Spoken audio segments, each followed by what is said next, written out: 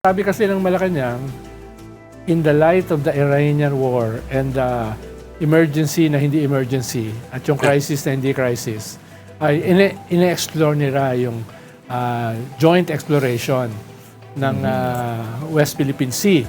Dahil mismo yung China na-discover na billion tons of oil ang nasa West Philippine Sea at saka natural gas. Ngayon may bagong proposal galing sa mga retired diplomats ng DFA.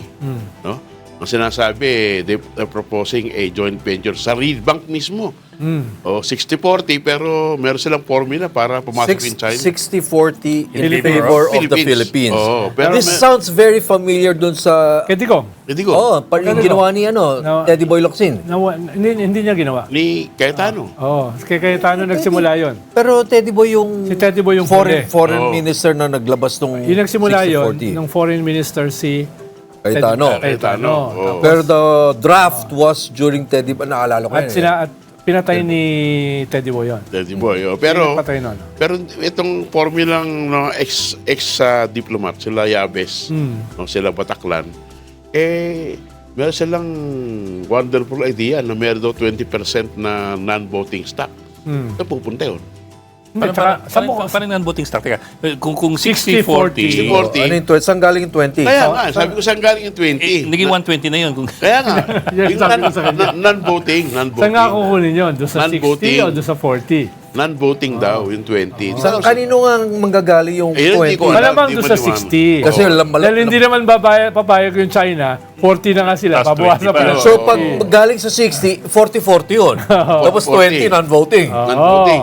So, So, parity. depende yan kung sino bibili doon sa 20. Ayun. Yan. Oh. E di, baka mga So babalik ulit yung control. Sino ba yung may pambili? China. Di ba?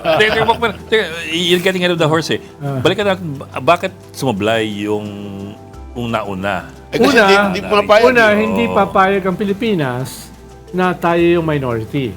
That is, will be against our 60-40 constitution. nga Ronald di ba? Yan nga, hindi tayo papayag. Hindi rin papayag ang China Na sila na sila ay minority. minority dahil masasakripisyo yung kanilang Sovereignty. 11 dash line. Oh. It will set a precedent for them. No? Kaya, nung una, sabi ni Alan Peter Cayetano, payag daw ang China. Nung dulo, hindi naman pala payag ang China. Oo. Dahil iniisip ko, paano sila papayag? Ina-undermine nun yung kanilang 11 dash line. Oh, yung kanilang sovereignty. Tayo naman, ang isang problema natin, hindi lang yung ating konstitusyon, hindi lang yung ating laws. Problema natin, papayagan mo ba ng joint venture habang nasa teritoryo mo yung military base at artificial islands ng China? Ikalawa, ino-normalize ba niyan yung occupation? No, yun yung problema dyan eh. At ikatlo, anong magiging status ng UNCLOS? No? Yun yung mga konektado. Ay, arbitral award. Oo. Oo. Ano yung magiging status noon?